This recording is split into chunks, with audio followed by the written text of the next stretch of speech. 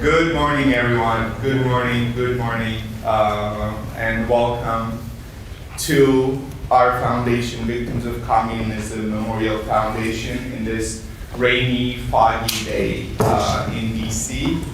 We are elated to have you here with us, especially in this weather. My name is Kcpac, and I'm the Associate Director for the China Studies Program at the Victims of Communism Memorial Foundation. Our President and CEO, Dr. Eric Patterson, could not be with us today, but is sending his warm regards. I'm merely filling in for him to the extent that I am able. And again, welcome. Here at the Victims of Communism Memorial Foundation, our mission is to remember and educate future generations about the ideology, history, and legacy of communism, and to advocate for the freedom of those still held by communist regimes. We do this to rededicate ourselves to our free societies based on individual liberties, free enterprise, rule of law, democratic self-government, and human rights.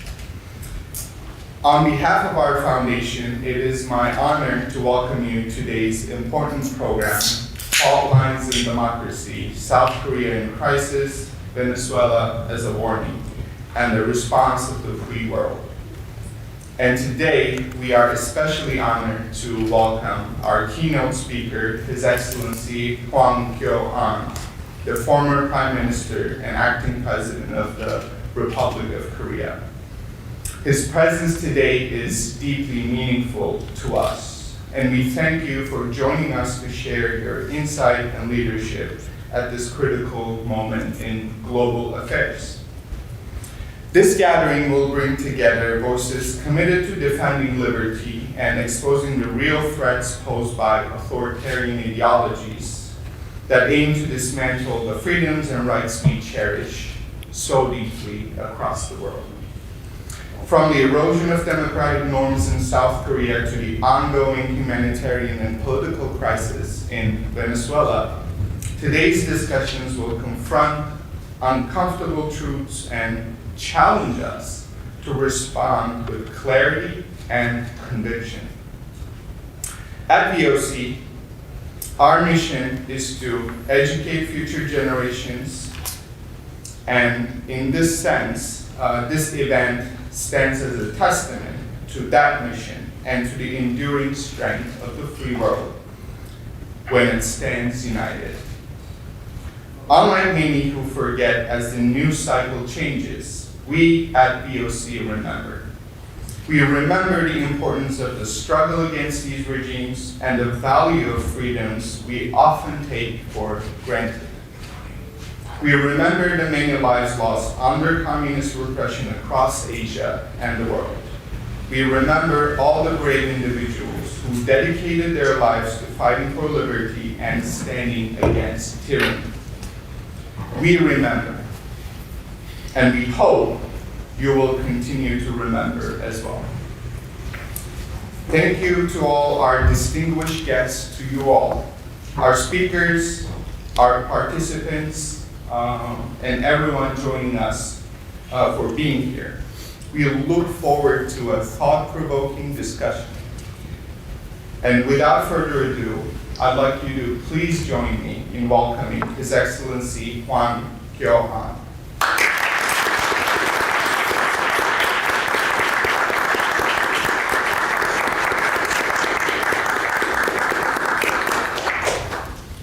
여러분과의 반가운 만남을 환영하고 감사드리고 또 기쁘게 생각합니다. 감사합니다. I'd like to welcome all of you here. I'm truly thankful. Thank you for coming this morning. 대한민국은 자유민주주의와 공산주의가 최전선에서 맞닿아 있는 그런 지역입니다. 이념적으로 그렇고 또 지리적으로도 그렇습니다. Geologically and ideologically, the Republic of Korea is at the front line of the communism. 1948년 대한민국이 건국된 당시 많은 국민들이 자유민주주의가 뭔지 잘 모르는 그런 상황에서 초대 이승만 대통령으로 인해서 자유민주주의의 국가로 세워질 수가 있었고 이것은 하나님의 은혜라고 하기는 설명할 수가 없습니다. When the Republic of Korea was founded in 1948, many citizens did not fully understand what liberal democracy was. Yet thanks to its first president, Sinanbi, the nation was established as a liberal democratic state. This can only be explained as the grace of God. 그러나 1950년 중공을 등에 업은 북한이 남침을 해왔고 이 전쟁으로 인해서 희생된 외국인 전사의 숫자는 미군만 36,574명, 유엔군 3,000명 등 모두 4만 명에 이릅니다. 거기에 한국군 전사자는 13만 7천 명, 한국 민간인은 200만 명이 희생되었습니다. However, in 1950, North Korea, backed by Communist China, invaded the South. The number of foreign soldiers killed in the war reached 40,000. Among them, 36,574 Americans and 3,000 UN troops were killed. Among Koreans, 137,000 soldiers and 2 million civilians lost their lives. 이분들의 희생이 없었다면 오늘의 자유 대한민국은 없었을 것입니다. 참으로 이 모든 분들에게 감사를 드립니다. 그래서 한미동맹은 피 흘린 헌신으로 맺어진 혈맹이라고 하는 것입니다. Without their sacrifice, today's free Republic of Korea would not exist. So we are truly grateful. That is why the Korea-US alliance is called a blood alliance, forged through sacrificial devotion. 자유민주주의를 지키기 위해서 헌신하는 오늘도 그런 헌신들이 계속 이어지고 있습니다. 미국의 찰리 커크의 헌신에 저와 또 많은 대한민국 국민들이 특히 청년들이 분노하면서 그의 뜻을 기리고 있습니다. The dedication to defending liberal democracy continues even today.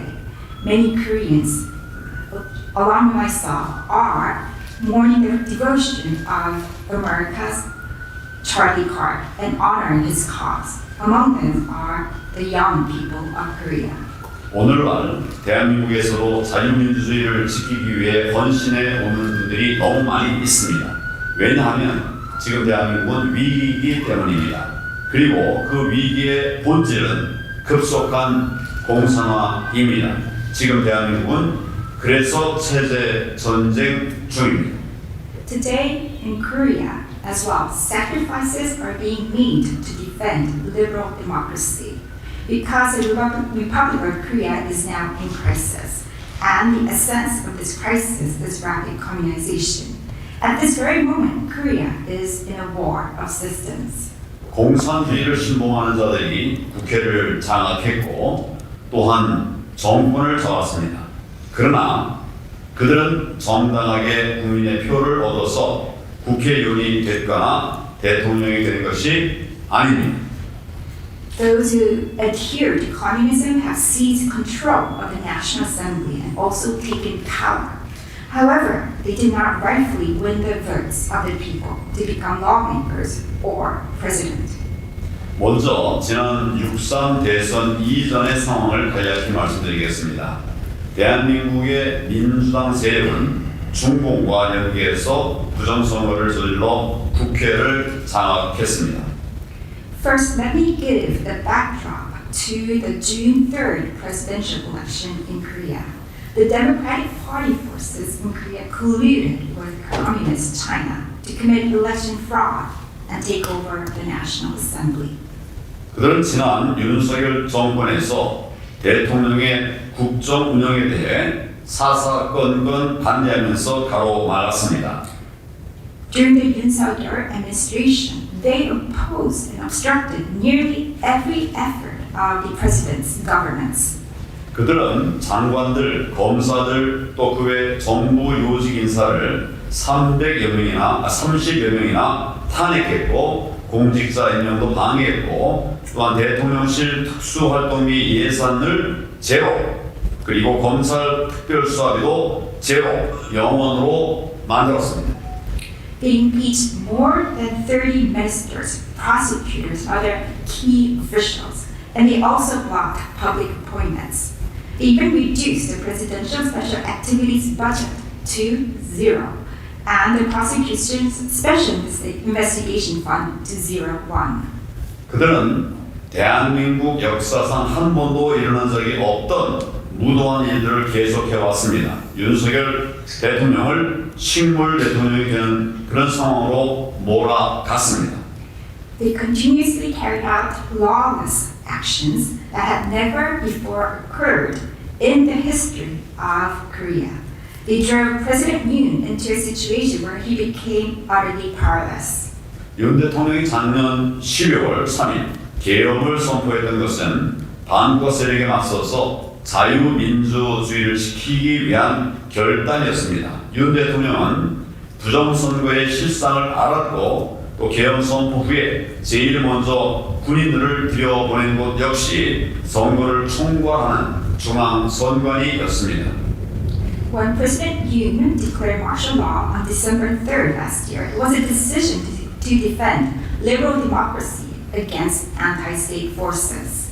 President Yoon knew the reality of the election frauds, and the first place he sent his troops after declaring martial law was the National Election Commission, which oversaw the election in Korea.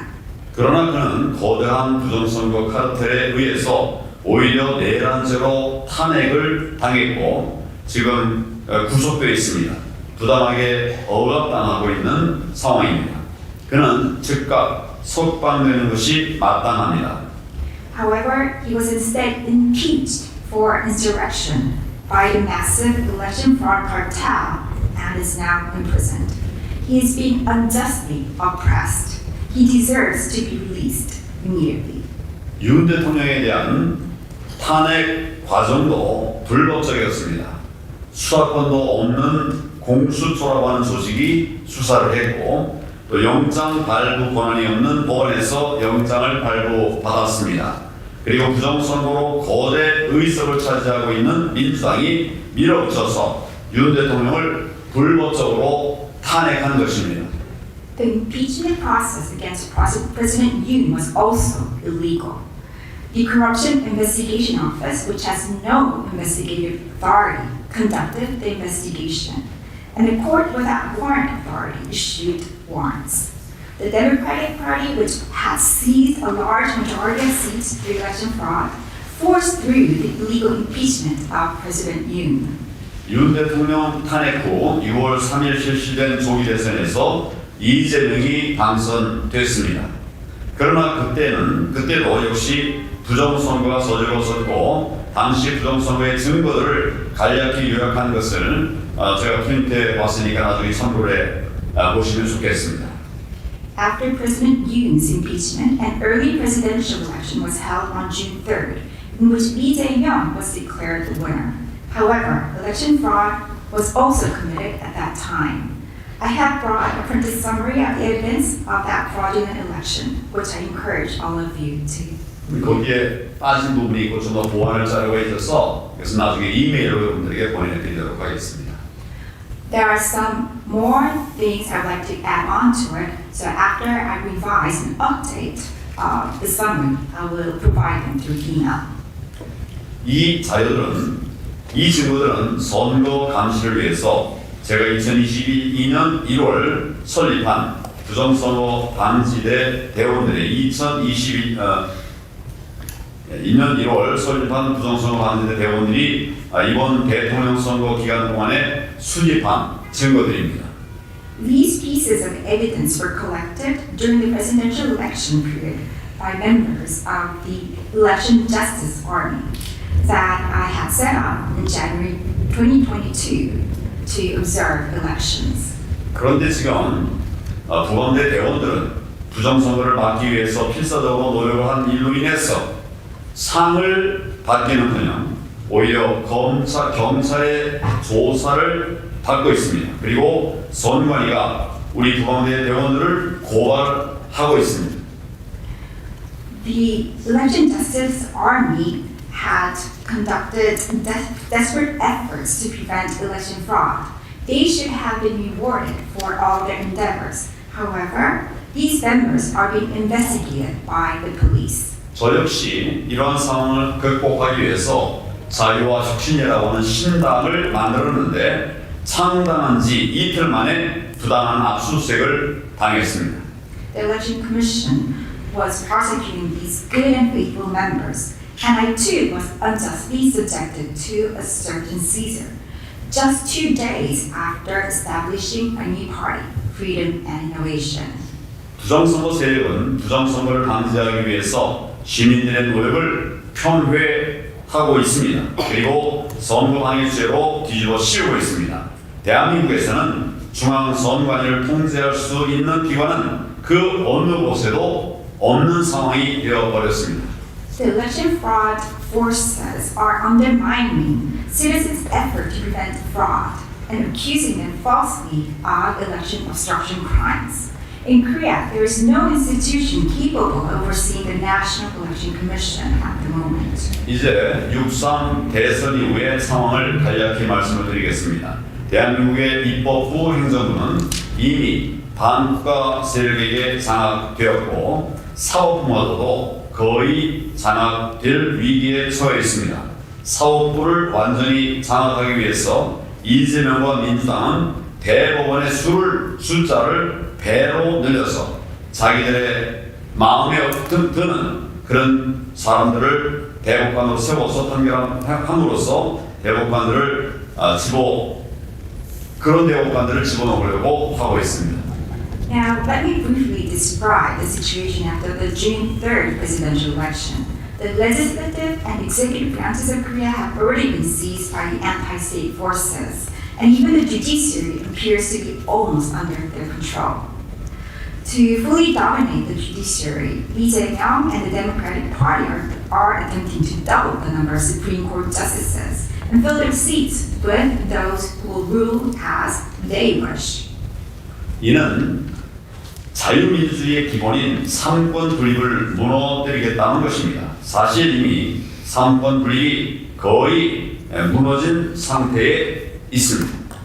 This is an attempt to destroy the separation of powers, the foundation of liberal democracy. In fact, the separation of powers has already nearly collapsed in South Korea.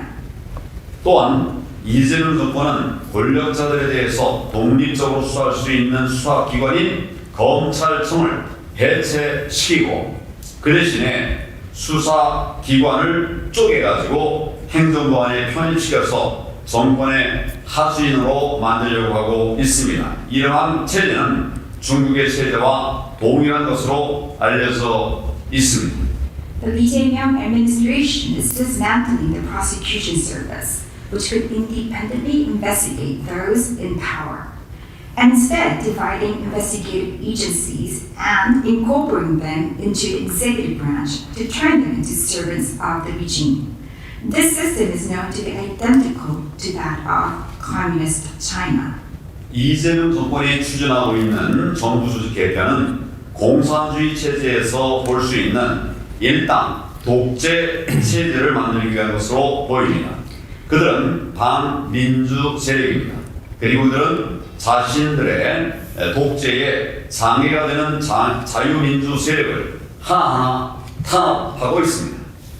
The government reorganization pursued by the Lee administration appears to aim to create a one-party dictatorship similar to a communist system. There are anti-democratic forces. They are systematically suppressing liberal democratic forces that hinder their dictatorship. 여기 목사님도 계십니다만은 그들은 이제 교회를 탄압하고 있습니다. 목사들에 대한 압수수색이 진행됐고 또 애국 운동을 해온 목사는 구속이 됐습니다. 앞으로 교회에 대한 탄압이 더욱 극심해질 것으로 예상됩니다. We have pastors here among us However, there's now persecuting the church in South Korea. Pastors have been raided, and one who led patriotic movements, who is a conservative leader, has even been imprisoned. Persecution of the church is expected to intensify further. 마지막으로 대한민국이 급속히 공산주의 일당 독재 체제로 가고 있는 현 상황에서 우리는 어떻게 해야 할 것인가 이에 대해서 말씀드리겠습니다. Finally, let me speak about what we must do in this situation where Korea is rapidly heading toward a communist one-party dictatorship. 첫째, 뭉쳐 싸워야 합니다. First, we must unite and fight together. 다만 아무나 다 뭉치면 안 됩니다. 암덩어리는 빼고 뭉쳐야 합니다. 저는 한국 보수 정당의 대통합을 이루었던 사람입니다.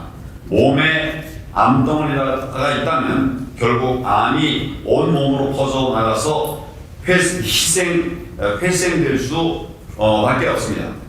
결국 그것이 암덩어리가 되는 것입니다. 그러므로 우리는 똘똘 뭉쳐서 암덩어리는 반드시 잘라내고 대한민국을 이겨내기 위한 힘을 모아야 됩니다. 예를 들어서 보수를 자처하면서도 윤 대통령의 불법 탄핵에 동조했던 정치인들이 있습니다. 그런 사람들과는 함께할 수가 없습니다.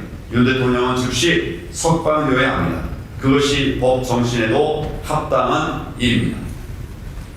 First, we must unite and fight together. We cannot unite with just anyone, however. For example, we cannot unite with a cancerous person. We have to cut these people out. I was someone who was able to achieve the grand unification of Korea's conservative parties. However, it is my belief that if there is a cancer cell in the body, it will eventually spread throughout the body and make recovery impossible. Therefore, we must unite together but remove the cancer cells without any hesitation. For example, there are politicians who claim to be conservatives, yet they support the illegal impeachment of President Yoon. We cannot stand together with such people who support his impeachment. President Yoon must be released immediately. That's consistent with the true spirit of law. 둘째, 글로벌 네트워크로 공유하면서 대응을 해야 합니다. Second, we must share together through global networking. 우파 진영과 정보, 안보, 군사력, 인력 등을 공유해서 공산주의와 맞서 싸워야 합니다. 혼자의 힘으로는 이길 수가 없기 때문입니다. 부정선거 카르텔에 대한 정보 역시 공유하고 전 세계가 연대하여 싸워야 합니다. We must share information, security, military strength, and manpower to fight against communism. So the conservatives must come together because we cannot win alone. We must also share information about election fraud and also the election fraud cartel to fight together in global solidarity. 이제 우리 우파도 행동해야 합니다. 한국이 공산화의 위기에 직면하게 된 그런 이유는 하루아침에 된 것이 아닙니다. 50년에 걸쳐서 입법, 사법, 행정, 언론 각 분야에 침투한 공산주의 세력이 차근차근 힘을 길러왔는데 이에 대해서 제때 대응하지 못했기 때문에 이런 상황이 되었습니다. 이제는 행동해야 합니다. Third, we must take action. Korea did not fall into the crisis of communization just overnight.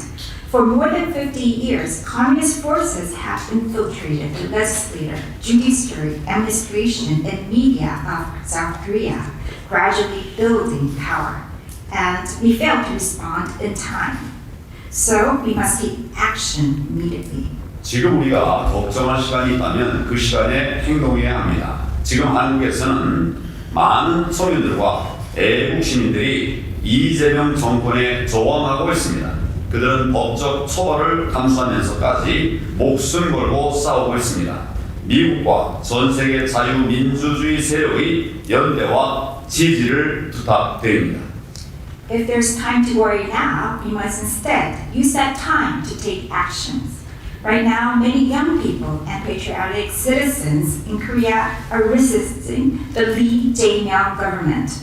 They're risking their lives, facing legal punishment to fight. We ask for the solidarity and support of America and freedom-loving democratic people worldwide.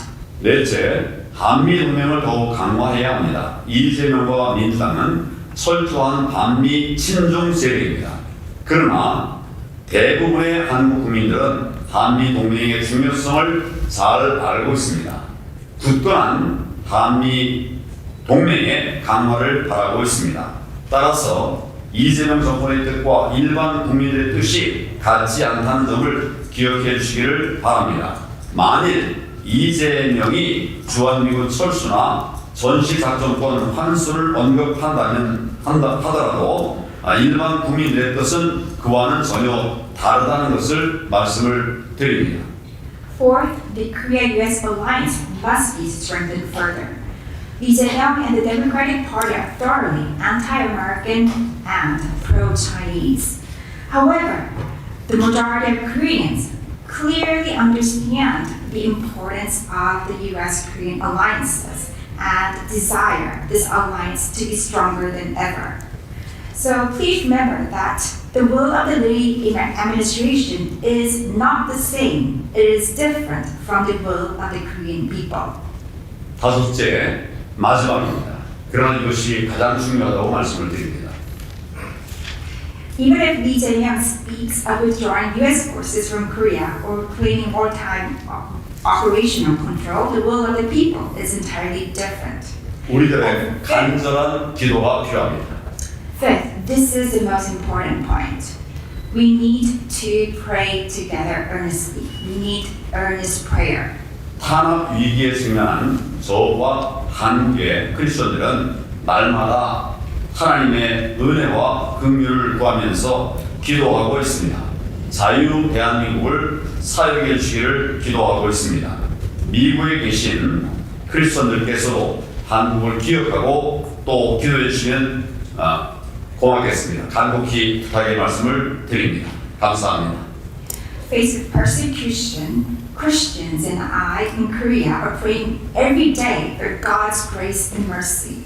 We're praying that God will continue to use the Free Republic of Korea. We ask Christians in the United States to also remember Korea and pray for us. Thank you very much.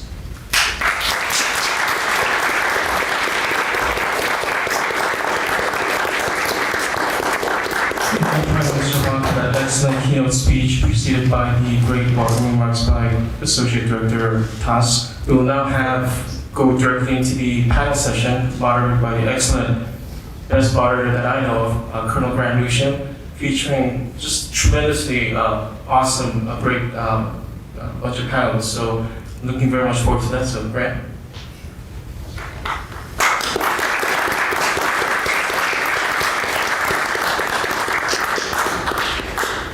It's definitely the best moderation that I know of too. But I'm glad to be here, and I'm particularly glad to have all of you come. This is really the best place to have an event like this. This museum is a reminder of what happens when communists or communist-inspired hardcore radicals take over a society, and the damage they do in their effort to create a utopia. It's always washed in blood. And that is the reminder that this place just is so good at showing us. But I was told, and I remember, that in 1989, supposedly communism was defeated. Mm-hmm. Never supposed to come back. So, but what you find is it's not even history. It's certainly not old history. And even today, that you have right before our eyes, you are seeing an effort by communist-inspired or outright communists to take over a country, and that is South Korea. And thus the need to constantly expose, to educate, and explain what is going on, what they are doing. They thrive when nobody's paying attention to that. And myself, I've probably spent 45 years looking at South Korea. I've been aware of it, and I knew that there was always, in part of Korean society, in the political world, there were people who were anti-American and were pro-North Korea, of all things. I knew they existed, but I didn't realize just how much influence they had. And then in 2020, I actually had occasion to have a very close look at this. And really to my surprise, if not horror, I saw that what we were seeing in South Korea is a systematic effort by committed radicals to turn Korea into a one-party state, just as Prime Minister Hwang just said, and to make South Korea aligned with China, aligned with North Korea, and to ultimately cut the alliance with the United States. And see, I was looking at South Korea for almost 4 decades, and I didn't know this. But I've seen it, and the evidence is clear. Now you might say, well, this is unthinkable, because everyone knows the US-South Korea alliance is so strong, we know that Koreans like us, just impossible. Well, it's not. And what I would point to is another example of a country that was once a very strong US ally, maybe our strongest ally in Latin America. It was democratic, pro-America, and now it is the opposite. It is a dictatorship, and it is one of America's enemies, and that's Venezuela. So what we have today is we have some experts we brought in, including some brave South Koreans who are on the front lines trying to prevent this communist leftist takeover in South Korea, trying to prevent the destruction of democracy and consensual government. And we also have some other experts as well, regional experts, and particularly we have a Venezuela expert, a Latin America expert as well, who's going to explain things. And the audience can make their own determinations. But what we're doing here is to educate. So what I want to do is to give each of the speakers a chance to make some brief remarks, and then we will have a moderated discussion, followed by the opportunity to ask questions as well and delve into particular topics. So first I would like Bart Marquardt to speak. And Bart is a former Foreign Service officer with a lot of experience in East Asia and other parts of the world. He was a Principal Deputy Assistant Secretary of Energy for International Affairs. And he knows what's going on in the world. He's widely published. He's sought after as a commentator in the media. And he's also a successful investor as well. And I heard him speak about South Korea, and I think you will enjoy it as well, find it informative. So, thank you. Thank you. Good morning, and thank you for the opportunity to speak with you. I'll try to make my remarks brief, which is uncharacteristic for me. I want to talk today about patterns. My wife likes to sew. She sews beautiful, beautiful things. When we first got married, she made many of her own clothes. She would see something on the cover of Vogue, and she would say, I can make that. She'd go out, she'd buy a pattern. And when she was done, it looked exactly like, because she was a gifted executioner and she had a pattern. Now she makes her own patterns, and she only sews for our grandchildren, and she does other kinds of things. But recognizing a pattern is a tremendous skill, and I'm good at recognizing political patterns. I'm not an expert on South Korea. I have not followed it for 45 years. I've followed it as a generalist. I'm aware of it. I have family members who served there. I've written a great deal about it in the first Trump administration, but I don't know it intimately. But what I do know intimately is communism. I've studied communism. If you go to my X account, the first words in my X bio are old Cold Warrior. I have been a Cold Warrior since childhood. I've been fighting the Cold War, I've been fighting Marxism, and I see the pattern. Let me read off some of the elements of the pattern you see when there is a Marxist or communist takeover of a country. You see election fraud. You see repression of churches, repression of opposition parties, repression of the media, getting the media to change stories. Have we seen that in the last 48 hours? You see the corruption of prosecutors, the appointment of corrupt prosecutors.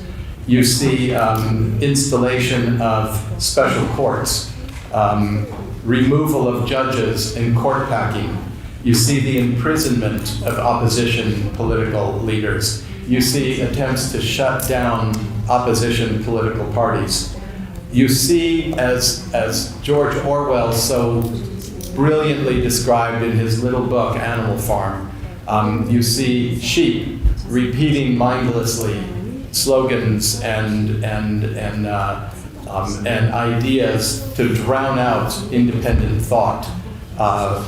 And you see an attempt to introduce division in society, and especially division among your opposition parties and among the people opposed to you. All these things go back more than 100 years. It was Vladimir Lenin who first came up with this pattern, and it has been followed rigorously and almost without exception, I don't know how many hundreds of times over the years. I wrote an article 5 or 6 years ago called 100 Years, 100 Million Victims, talking about the victims of communism. I'm so grateful to be in this building. Everything I said, I saw you nodding your heads. You've recognized this pattern. It is plain to see.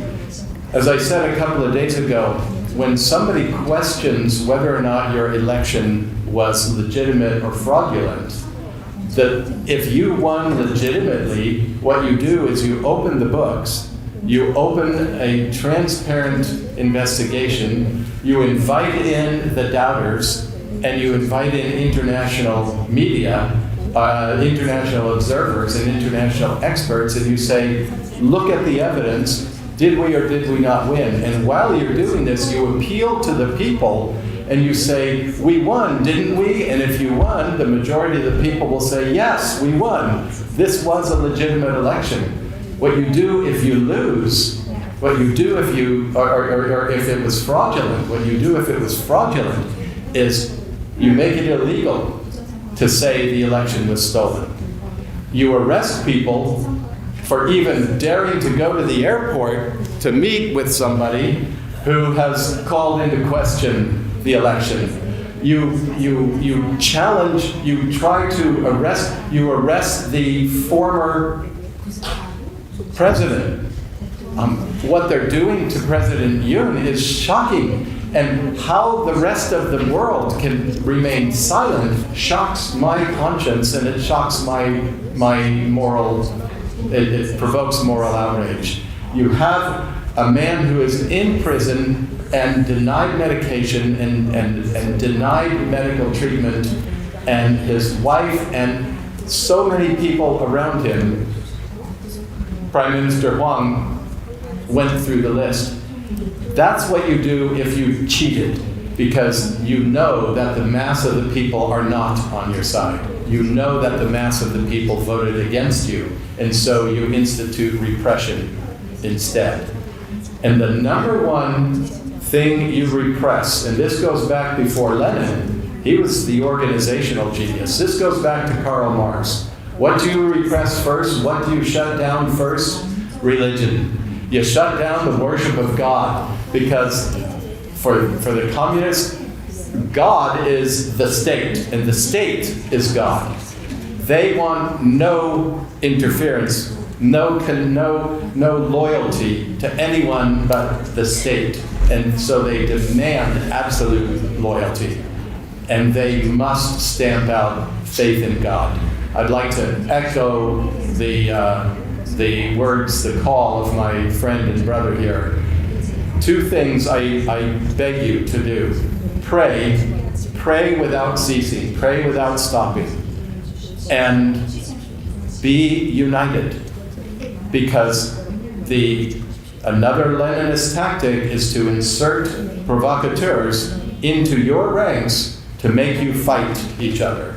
And if somebody is trying to make you fight, either get that person to stop or unite with everybody around that, away from that person. Just walk around them and unite. Do not let yourselves be divided. Be united in your opposition. And I'll end my remarks there.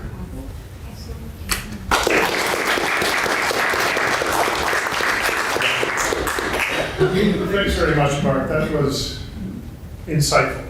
And as you noted, it really is a pattern that when you know what you're looking for, it's easy to see the actually approach that these people take to take over every lever of power in a society and gradually snuff out opposition. And this was, I hope people pay close attention to what you just heard. Now, the next speaker is one of the most influential political podcasters in South Korea.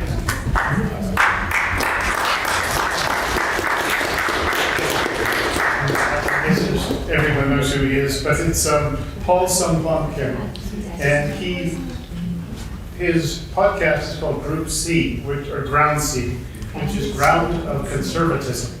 And he performs a very valuable educational role, particularly in educating sort of younger Koreans about history, about consensual government, liberal democracy, conservatism, and also he's also a board member of the Committee for North Korea Holocaust Memorial Museum, which gives you some idea of his commitment to human rights and freedom. So thanks very much. Thank you, Paul. My beloved Americans and all the brothers and sisters and teachers, today, thank you so much for your time and paying attention to our, listen to our story. 2 days ago, sorry, my throat is getting dry. I try my best. About 2 days ago, former Speaker of the House, Newt Gingrich, appeared on Fox News stating that South Korea is sliding into pro-China socialist dictatorship. This is a really big alarming sound to the world and the US and Americans and all the people who believe in the God-given right. So Newt Gingrich also said that the reason why Charlie Kirk visited South Korea before he was assassinated is because he was trying to help South Koreans who were persecuted under this government. This is a really important story to all of us, I believe. So I'm going to share really important the situation in Korea. 2 months ago, thankfully and unfortunately, President Trump said that in his True Social SNS, he said that what's going on in South Korea? It seems like purge or revolution is going on in South Korea. We can't do business in that country. So I'm gonna share more specific cases in detail. Thankfully, President Trump, former Speaker of the House, Newt Gingrich, and respected Ambassador Boris Tenyer, and Mark Hoyer, and Dr. Gordon Chang, and Ambassador Kolasec, they have all spoken out regarding the persecution of religious community in Korea. This is really important. First thing I want to share is that really important figures, and they are famously known in Korea and US. They are Billy Kim. He is known for translator of Billy Graham. He is really a legendary figure in US too and in Korea too. And he is under investigation now. And Lee Young-hoon, he's the pastor of the Yeouido Full Gospel Church with more than 600,000 members in the church. And they are all under investigation under this government. And the pastor's son, he was arrested 3 weeks ago. the prosecution office accused him of openly and publicly advocating one conservative candidate. This is ridiculous. So religious persecution is going on in South Korea. And the second thing I want to share is that civilians, innocent citizens, even like me, are a target of the Lee's government. They are all standing up against the misdeeds of Lee's government and crimes of Lee's government.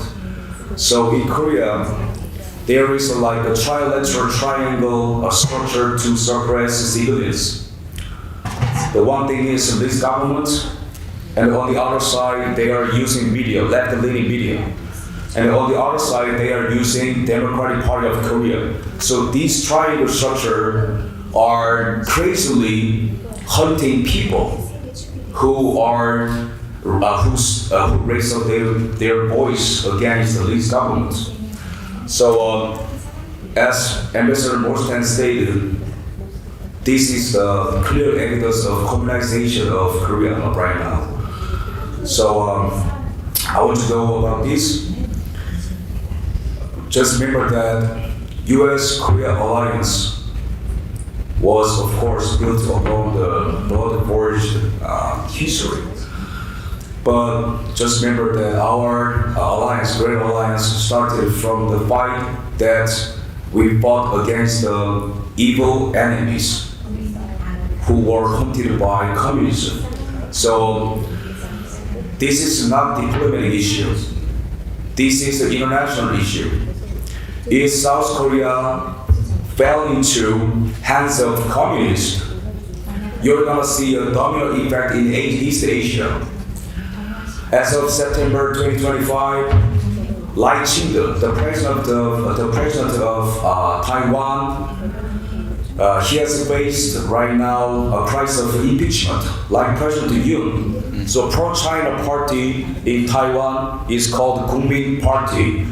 This is this party in collusion with CCP, like Democratic Party of Korea is in collusion with CCP. So, and if you look at the Philippine situation, the President Marcos, he is pro-US, but he has now similar crisis because he has lost recent election, you know. So pro-China lawmakers and pro-China forces in Philippines are trying to take President Marcos out of his office right now. So if you see these parallels, this is the international issue, and this is related to national interest of the United States.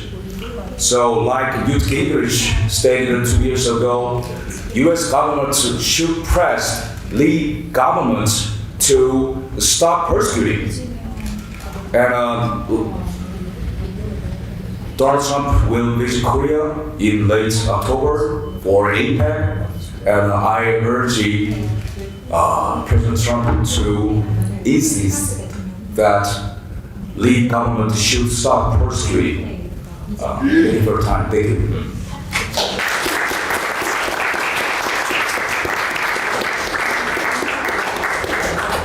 Well, thank you, Paul. That was an excellent explanation and reminder of the religious persecution that is part of the effort to take over total control in South Korea. Additionally, what you touched on was the targeting of opponents, anyone who is seen as opposition. And it's the usual tools that these kind of regimes use to make life miserable for people. And I would really once again stress the courage of the people that are sitting up here who've had the nerve to take on this administration, this regime, and it's not easy to do. Additionally, you also mentioned that what you're seeing in South Korea resembles what you see in other places. It's the patterns that Bart talked about. And ultimately, this is certainly part of a larger Chinese political warfare effort to subvert free societies in Asia and elsewhere. Now, our next speaker really is, I would say, the attorney defending liberal democracy and exposing election fraud in South Korea. And once again, he's doing it at great personal expense and personal risk. And this is attorney Park Joo-hyuk. And he is the president of the Association of Free Lawyers. But he's the one who's really has catalyzed a lot of this youth movement in support of liberal democracy. And he's a former inspector in the office of the special inspector in the Blue House, and that's South Korea's White House. He was a policy aide in the office of the National Assembly's vice speaker and has been an advisor to the National Police Agency and the Ministry of Defense. So we're fortunate to have Attorney Park here to speak with us for a bit.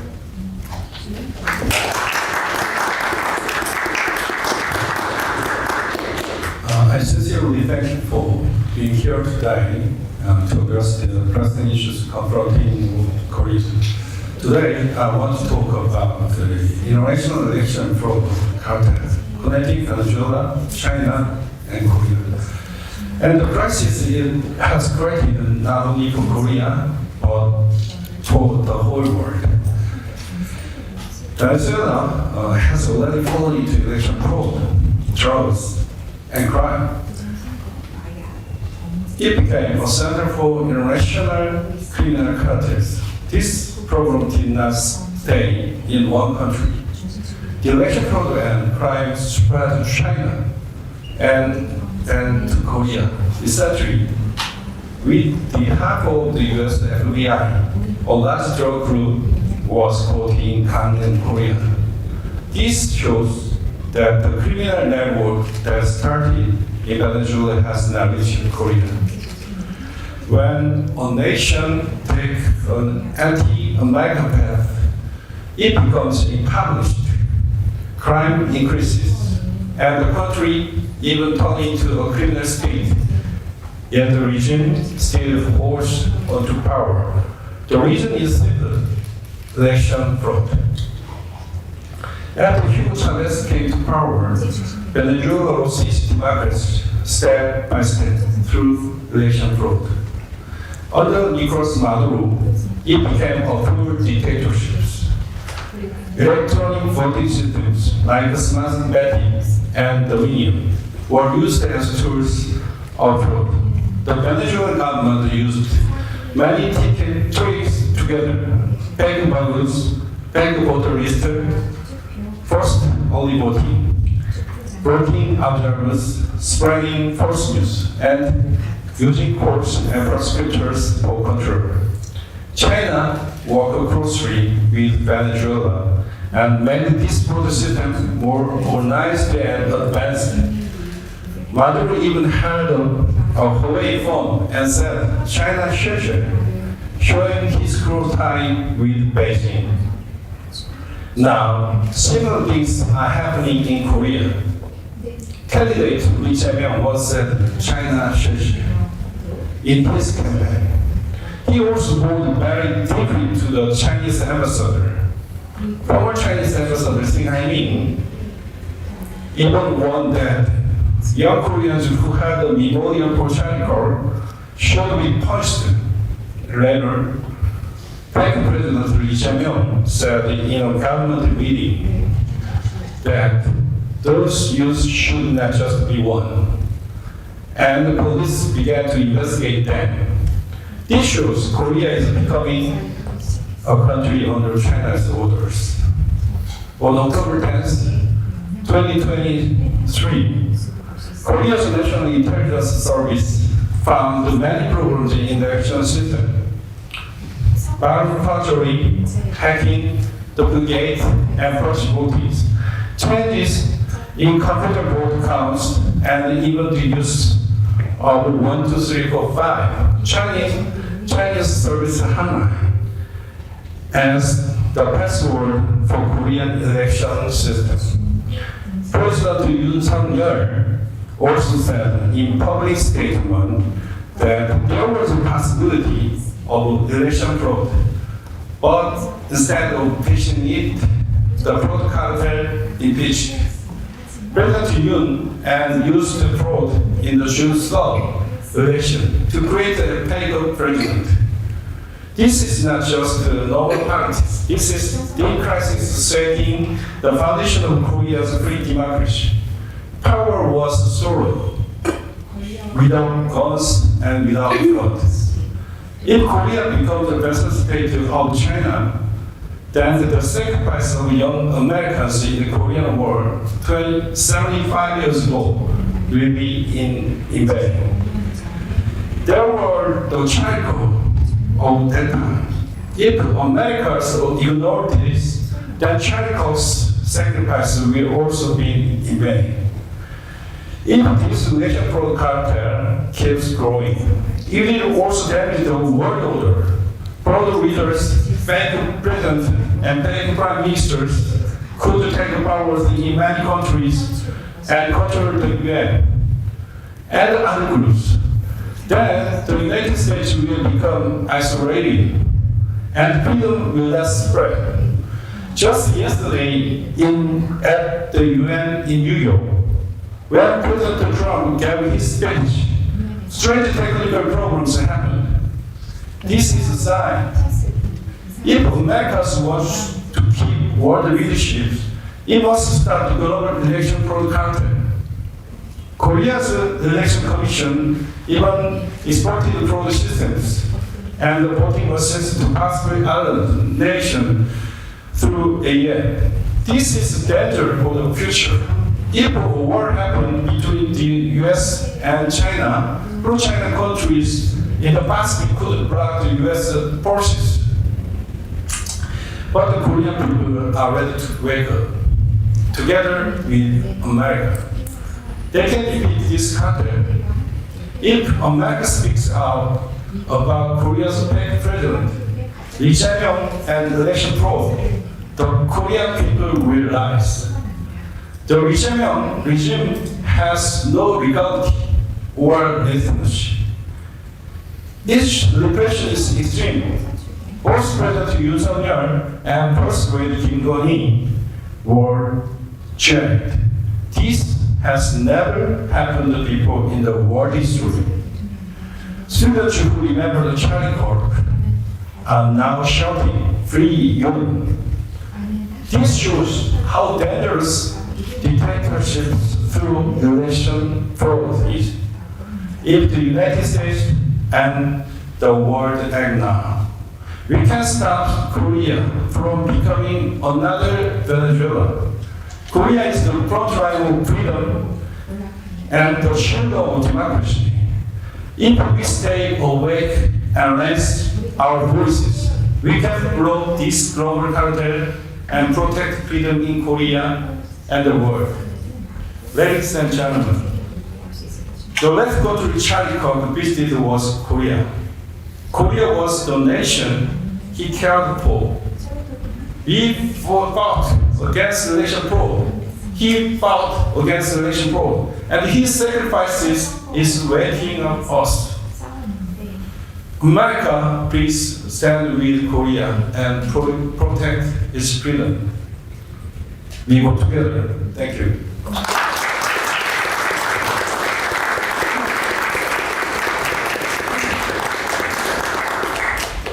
Thank you very much, Attorney Park.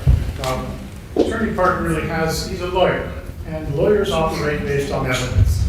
And since at least 2020, as I know, Attorney Park has been behind a very successful effort to produce evidence, memorialize it, and to put it out for examination. Additionally, Prime Minister Huang's group has done the same work. Produce the evidence, as I said, and put it out. And election fraud, when we talk about it, it's really a means to an end for leftist communist takeovers. And once you have the electoral system, you get your people in power, and nobody can do anything about it. But the evidence is there. And one thing I would note is that nobody has ever challenged it on a point-by-point basis or at all. You would think if it was not true that somebody would have done something. The government that's being accused of election fraud would have done something. They've done nothing. And that tells you a lot. Additionally, I would just highlight one point that Attorney Park mentioned, and this is that in 2020, one of the allegations is that there's been hacking and electronic manipulation of South Korea's voting system. And this was always dismissed as baseless, debunked conspiracy theories. However, in 2023, the National Intelligence Service had the opportunity to investigate South Korea's electoral network. And the reason they had the opportunity is because it was revealed that North Korea's Lazarus group of hackers had been inside the system repeatedly. So the NIS, the intelligence service, looked at it, and they discovered that you can do anything you want. The system is basically entirely open. You can change votes, change registration, anything. And they've issued their report. The report is public. And this is after many years of people assuring everyone the system cannot be hacked. There's nothing to worry about. Yet the National Intelligence Service gets its chance and exposes this. The other point that is worth mentioning is that after President Yoon was impeached and imprisoned, that actually his popularity skyrocketed once people realized what had happened and that this was an effort to unfairly remove him and replace him really with leftists in power. And additionally, a large part of the protests, the people trying to defend consensual government in South Korea, are actually young people. And when you go to the rallies, that is one of the biggest, most surprising things. It's not a lot of older people, but it is really a youth-driven movement. And those are things which give a sense of the situation in South Korea and how it's regarded by many South Koreans. Now, I'd like to move along to to the next speaker. I've really been looking forward to this one. This is Jeff Ramsey from the Senior Fellow at the Atlantic Council. He's coming up on 2 decades at least of experience in Latin America, on Latin American issues, topics involving democracy, human rights, rule of law, and political risk, particularly in countries like Venezuela and Colombia. He too is a frequent contributor to the media, is often sought out for interviews as well, and he's going to really educate us on Venezuela as well in more detail than most of us know. So thanks very much, Jeff.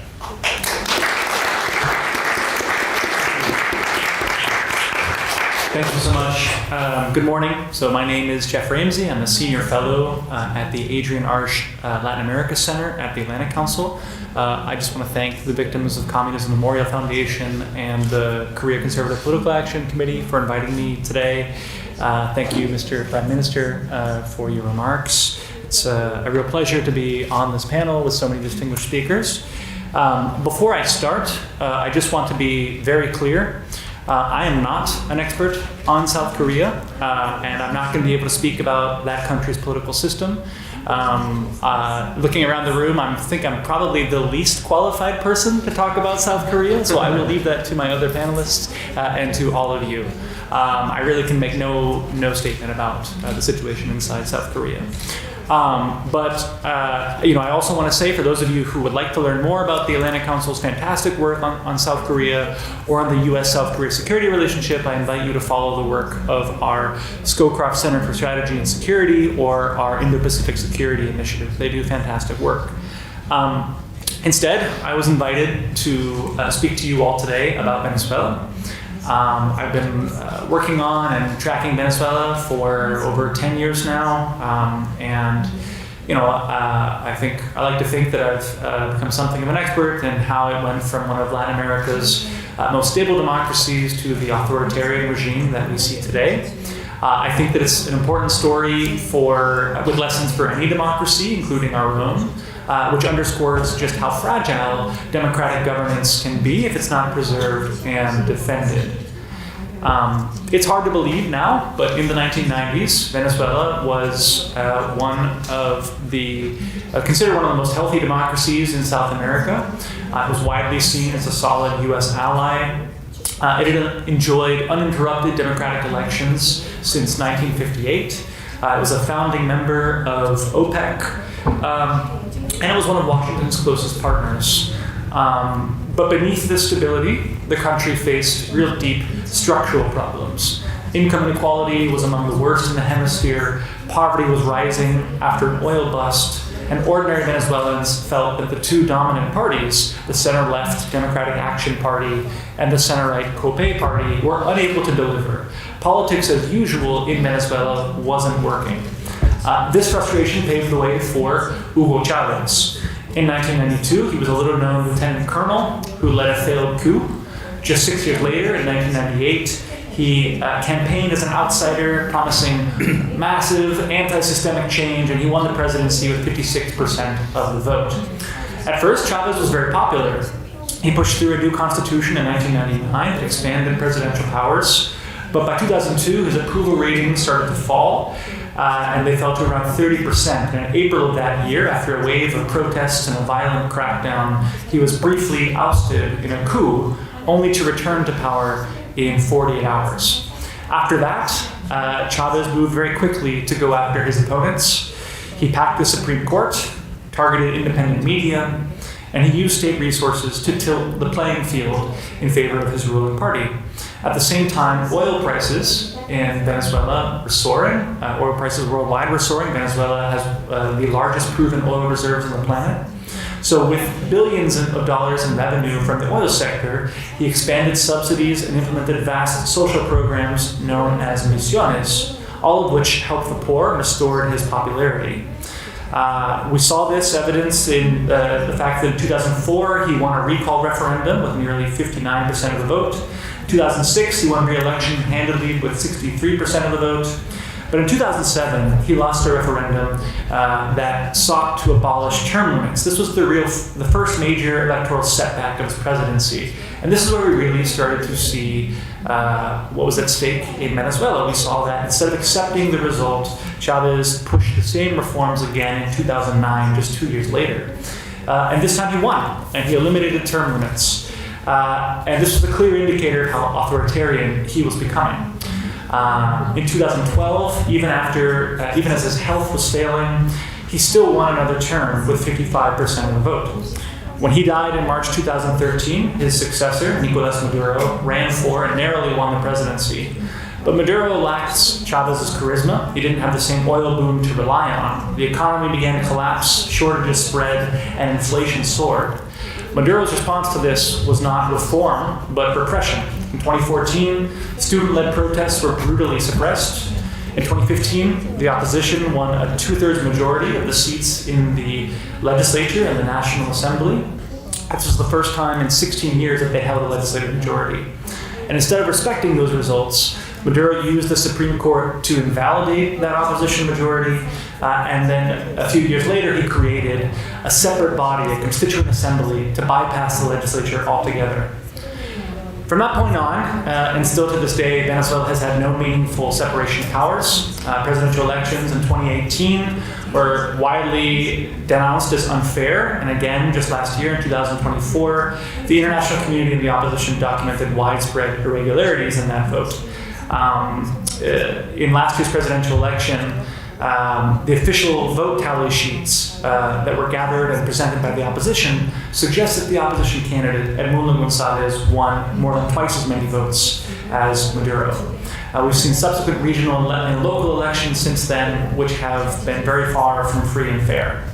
Nevertheless, today, Maduro firmly holds the reins of power by controlling the security forces, the intelligence apparatus, the courts, the legislature, the majority of local and regional seats, and the entire electoral system itself. What began as a promise of radical democracy has hardened into authoritarianism. So that's it for the history lesson. But what I'd love to do is close with just two important points here. The first is that the Venezuelan people and the opposition in Venezuela have not taken this slide into authoritarianism sitting down. There have been really important demonstrations of popular will in Venezuela against authoritarianism. We've seen mass protests in 2007, 2013, 2014, 2017, 2019, and just last year in 2024. The opposition has worked in the international space to document and denounce Venezuela's government and its slide into authoritarianism. And they've really worked hard, especially with the leadership of Venezuelan opposition leader Maria Corina Machado, to demonstrate that the government lacks a popular mandate and that the opposition remains very popular. And they've done so in a way that I think is really important. They worked hard to build a big tent. Venezuela's opposition coalition is a wide ideological spectrum. And Maria Corina Machado has made very clear that opposing authoritarianism and dictatorship in Venezuela is not about a left-right divide. Her coalition includes the far left, and it includes the members of, it includes social democrats, Christian Democrats, and conservatives. What she's tried to make clear is that opposing dictatorship is not a left-right issue, and that really the focus needs to be on restoring Venezuelan democracy. And I think it's really important that the opposition has done this, and I think it's a sign that they've played their cards really well. And it's one reason why Maria Corina Machado remains the most popular politician in Venezuela today. The second point is that the United States really appears to have limited tools with respect to Venezuela. And increasingly, the United States is recognizing other U.S. priorities in addition to the need to advance democracy and human rights. This started under former President Biden, but has continued in the administration of current President Trump, which has taken a two-pronged approach. On the one hand, we see ramping up military pressure, we see a U.S. naval deployment in the Caribbean, but it must be said we've also seen this administration lift sanctions on Venezuela and try to carve out space for U.S. energy companies to work in Venezuela. And at the same time, the administration has negotiated with the Maduro regime to ensure their cooperation on twice-weekly deportation flights. Meanwhile, we've seen that the world of democracy promotion is changing. USAID funding for independent civil society has been ended. And I think the lesson in this is that those of us who care about democracy, not only in Venezuela, but all around the world, operate in a new environment where we have to make the case for democracy promotion in terms, not just in terms of values, but in terms of U.S. interests. In Venezuela, that's security interests, migration interests, and energy interests. To her credit, Venezuela's opposition leader, Maria Corina Machado, has recognized this new reality, and she's talking about Venezuela as a $1 trillion opportunity for U.S. investment. And I say this not because the United States no longer cares about democracy. I say this because I think President Trump and Secretary Rubio have been very clear that their mission is to make the United States safer, stronger, and more prosperous. And so I think all of us who care about democracy promotion anywhere in the globe need to think about how our work to promote democracy fits in with the new priorities of the United States as we think about this new approach. And I'll close with this. I think the story of Venezuela is a warning. I think democratic decline rarely happens overnight. It creeps forward through inequality, disillusionment, leaders who claim that they alone embody the will of the people. And I think if it can happen in Venezuela, which as we've heard was for many years a strong U.S. ally, a healthy liberal democracy, I think it can happen anywhere. And I think we should all be mindful of the need to protect our democracies and learn these lessons from Venezuela. So thank you very much. I appreciate the opportunity to speak with you all.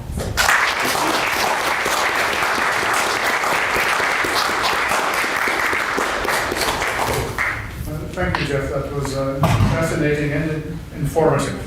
You certainly laid it out very clearly, and particularly how you see an opening for a certain type of person, regime, to take over, to get in, insinuate themselves, and ultimately take over, targeting the courts, the media, the legislature, the security services, the police or the army, and also targeting your opponents, making life miserable for them, are all patterns of the sort that Bart Marquardt described in his in his opening statement. And particularly, there's a couple other points. That one is so important is, as Machado said, this is not a left-right issue in any of these places, but rather it's a question of liberal democracy, consensual government.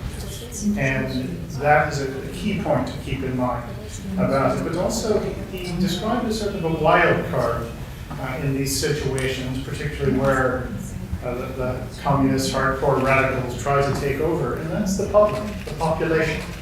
And there's a lot of people who don't want what they're selling, and they are able to respond or defend themselves to greater or lesser success. But you see that in Venezuela. But you also see it in South Korea, where most people don't want what the Lee Jae-myung and the hardcore leftists want, to move South Korea into a place like China, like North Korea. And that is something that causes them great concern. And they don't quite know how to deal with it. But it is a wild card. It is one of the advantages that South Korea has, just like Venezuela has. So thank you very much. That was an education. And so you can learn the lessons from Venezuela and apply them to South Korea and elsewhere as well.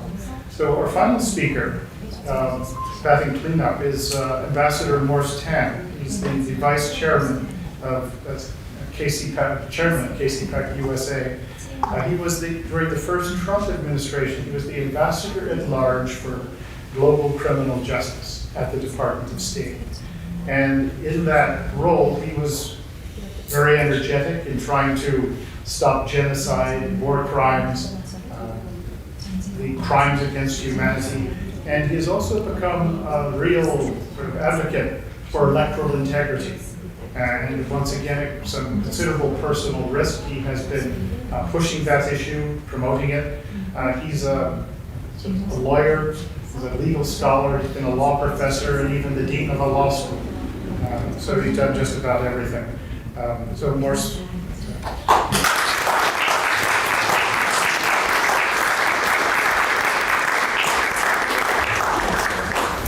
Good to see you all.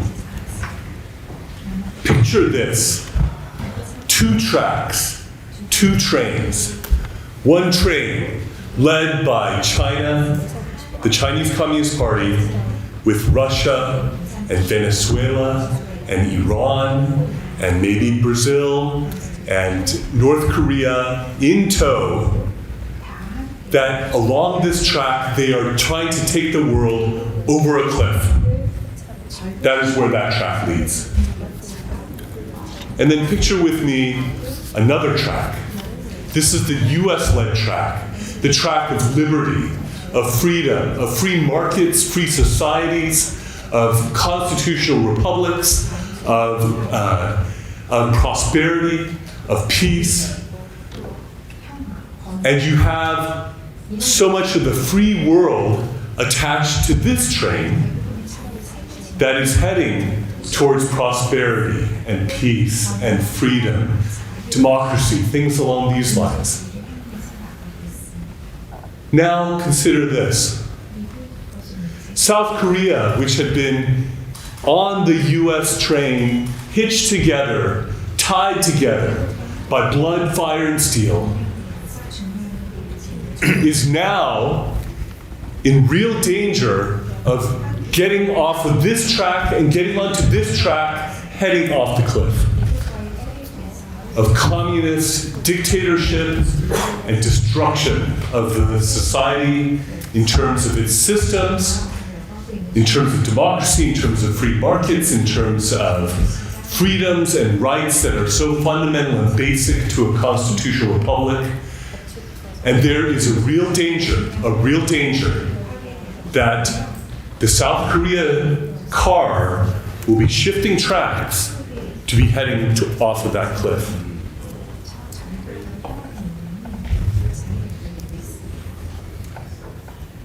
The Chinese Communist Party is playing for keeps, and they are playing for world domination. While there are shooting wars in the Middle East and in Russia, Ukraine, there is a worldwide hybrid war where the Chinese Communist Party is trying to garner more power and influence around the world. The last thing that I was able to be involved in the first Trump administration was the determination for genocide and crimes against humanity by the Chinese Communist Party in Xinjiang province against the Uyghurs and other Turkic minorities in that place. And what were they doing? They were flooding Xinjiang province with Han Chinese communist ethno-nationalists who were inserted and flooding Xinjiang, being put into the homes of the people there, flooding that place to take it over. Meanwhile, all sorts of birth control and abortive sorts of things were happening to decrease the population in Xinjiang so that there could be this Han Chinese communist ethno-nationalist takeover of Xinjiang while they were persecuting the people inside of Xinjiang province.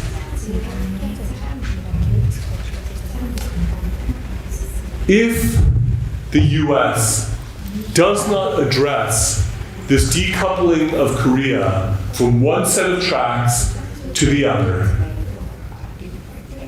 we may face World War III. When Winston Churchill warned of the threats of the Nazi government in Germany, which was the National Socialist Party, I might add, he was denounced as a warmonger. He was denounced as somebody who was going to plunge Great Britain into war. And his warnings, for the most part, went unheeded. When Neville Chamberlain went to Germany to negotiate peace with Adolf Hitler while Hitler was arming for war, he came home to Great Britain as a hero, that he was the champion of peace. In fact, he said that he had won peace in our time. Now, in the retrospect of history, Churchill, who fought against the Nazi regime when they were waging a war against Europe and taking over Europe, and in the Battle of Britain, he was the hero who was rallying Britain to fight the forces of evil coming from Nazi Germany. Neville Chamberlain, who represented appeasement and a false peace, is now largely recognized as somebody who did not see his times clearly and failed miserably in bringing peace in the name of peace. Now, in South Korea, picture this situation happening because this is a real possibility, a real possibility. As South Korea is being transformed into a communist dictatorship with all that that entails, and as we've heard along these lines, if the Chinese Communist Party seeks to seize Taiwan by force, the Lee Jae-myung government in South Korea will not come to the aid of Taiwan. And the Korean War has not ended. The Korean War is still on, and North Korea can anytime come down across the 38th parallel and concurrently take over South Korea. Is that not World War III then? Russia-Ukraine is dragging on. The Middle East has been on fire. And if the Chinese Communist Party is waiting for the fall and turning of South Korea as the final domino before they make their move on Taiwan, folks, we are in World War III. Much better is an ounce of prevention than a pound of cure. Before the shooting starts in Taiwan, before the shooting starts on the Korean Peninsula, how much better would it be to address the crisis in South Korea, keep South Korea coupled with the US, and not going off the cliff, with the Chinese Communist Party and the evil train that they are creating there. It would be much better to prevent that train wreck from happening than to watch it happen.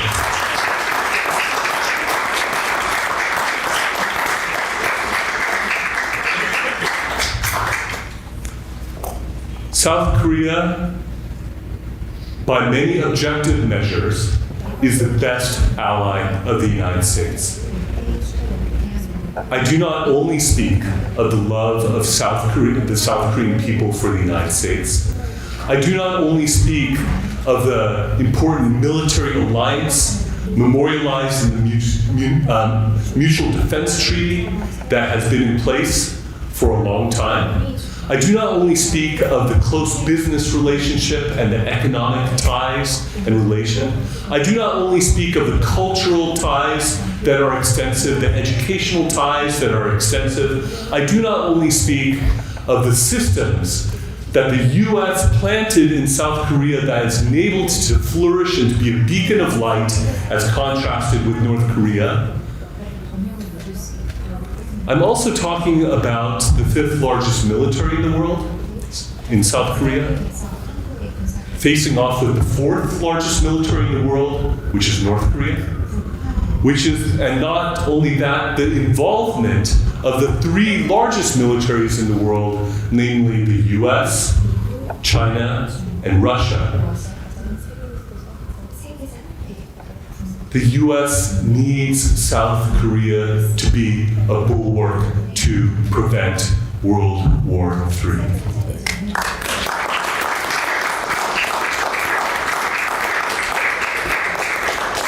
Who fought alongside Americans, not only, of course, in the Korean War, but in the Vietnam War, but also in Iraq, also in Afghanistan? You think it was the Canadians? Canada is sitting there saying, and taking as an insult that, we're not the 51st US state. I've heard South Koreans who say, please, rather than becoming a communist dictatorship, we'd rather be the 51st US state. I've heard that from a bunch of Koreans. If this linchpin ally is allowed to fall, it is like pulling the pin of the grenade of the most important region right now, geopolitically and strategically for the United States of America, and you will see an explosion that will rock the world.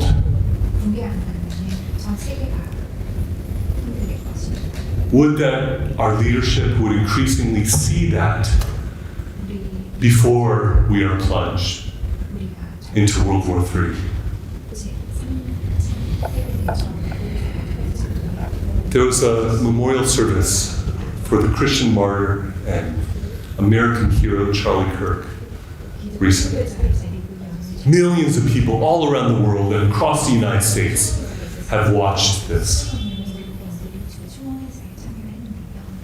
Charlie Kirk was going to brief Secretary of State Marco Rubio about the unfolding crisis in South Korea. The last place he went outside the United States before he was gunned down. If he had a chance to share with Secretary Rubio, I believe he would have said a lot of the things that have been shared on this panel. He would have informed Secretary Rubio of the religious persecution against Christian churches that are being raided and pastors that are being jailed. He would have shared about the collapsing constitutional republic of Korea. He would have shared the rise of this communist dictatorship in South Korea. And now the young people in South Korea are saying, we are Charlie Kirk. They are elevating their voices. They are seeking to wake up the country and the world to what is happening on the front line of democracy and freedom in the world, which runs through South Korea.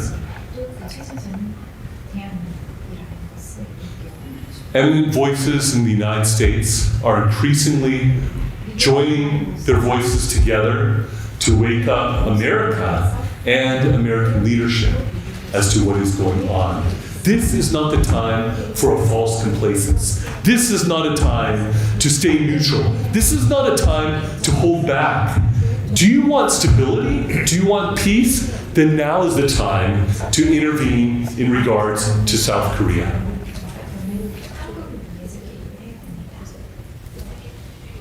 Let me give some particulars here.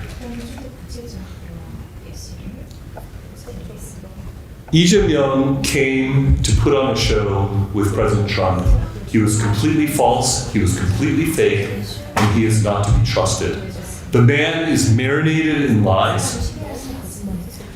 So when there was this agreement for South Korea to invest $350 billion in the United States of America, he never came with the intention of actually fulfilling that. And indeed, as expected, he went back to Korea and said, oh, this would throw South Korea into a financial crisis, the likes of the IMF era of South Korea, so we cannot afford to give that money and to invest that money in the United States. Oh, very conveniently using the Hyundai, the LG Energy Solution raid in Georgia as also a further pretext to stoke anti-American sentiment in South Korea, stabbing President Trump in the back right after putting on the show as if he was going to do all these things for America. That's the cold reality of what is going on. But also, consider this. He could come up with 250 million of that 350 million if he merely decided to divert 3 places of funding. 100 billion going to leftist organizations inside of South Korea. Why should that go there? Over 100 billion going to offshore wind power and solar power equipment going to the Chinese Communist Party. And finally, over 50 billion in cash reserves that Korea has.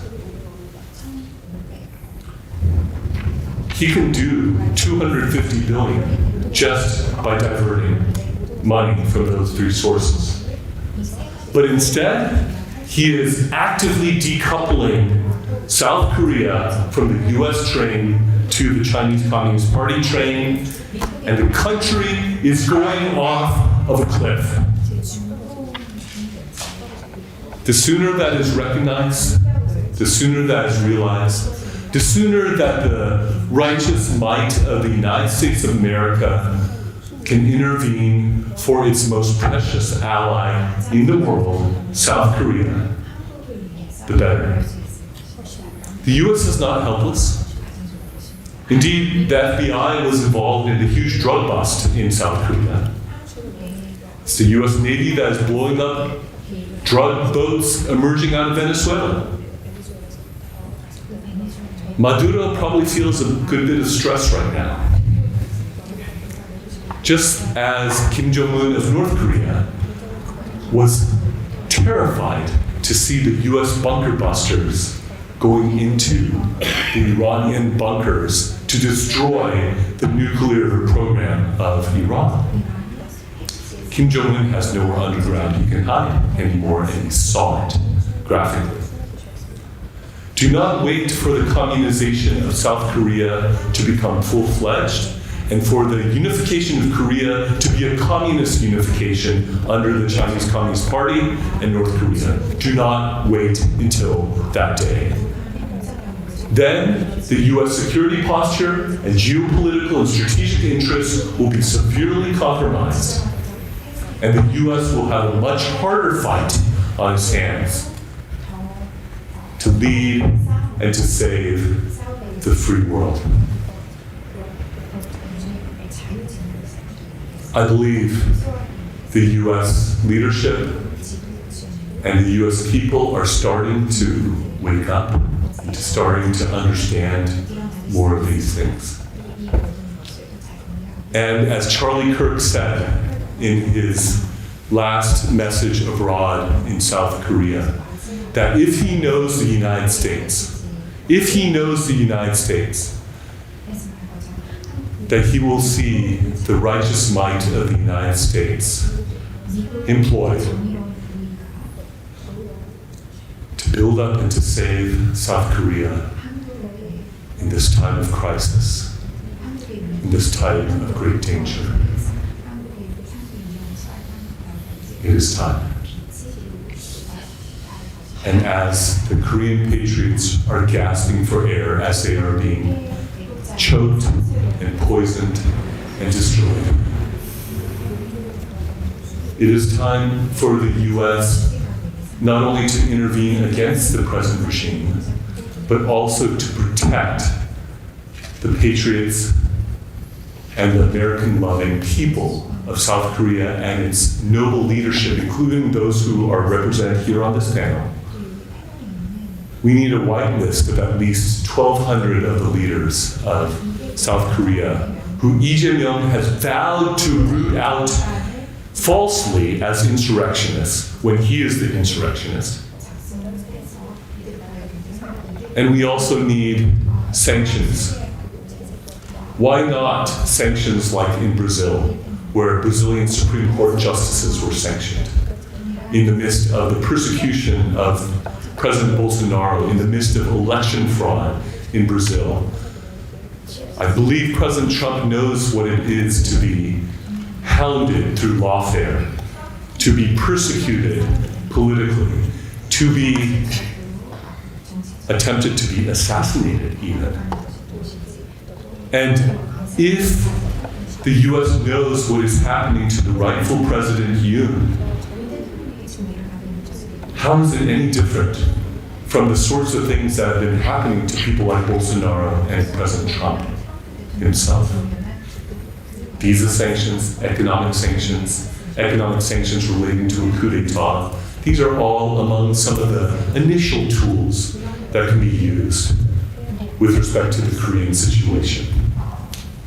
Note, the Chief Justice of the Supreme Court of Korea is being attacked and pressured as we speak to keep Lee Jae-myung from being prosecuted. If one of those criminal cases against Lee Jae-myung is able to go through and you have an honest, upright court and judge who is able to uphold that, that could be the end of the Lee Jae-myung administration. These judges need to be protected so that a free, independent judiciary in South Korea can be allowed to protect the country from this destruction. Korea is a reflection and the image of the goodness and greatness of the United States of America. Are we going to let them fall? Are we going to sit on the sidelines in this time of crisis and great need? I've seen it firsthand. I've been there multiple times this year. I've seen the record crowds at the Incheon airport, the record crowd in front of the leading university in South Korea. I've heard their voices. And I implore the United States people and the United States leadership to hear the voices of our closest ally in South Korea. If you won't do it for doing what is right and upholding human rights and freedom and democracy, which I believe our country still believes in, do it at least for American interests and US geopolitical strategic interests, because those are in grave risk as well. Thank you for your attention.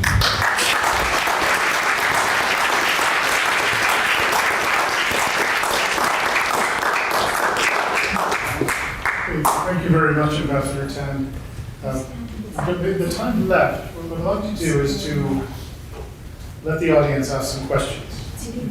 So could you just raise your hand and you'll be given a microphone and just say who you are, where you're from.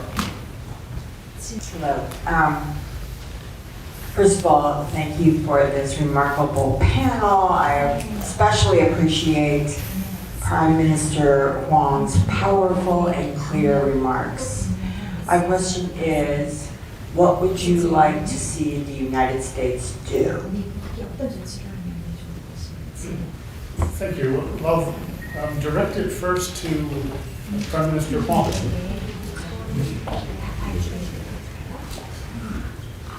좋은 말씀, 좋은 질문에 대해서 감사의 말씀을 드립니다.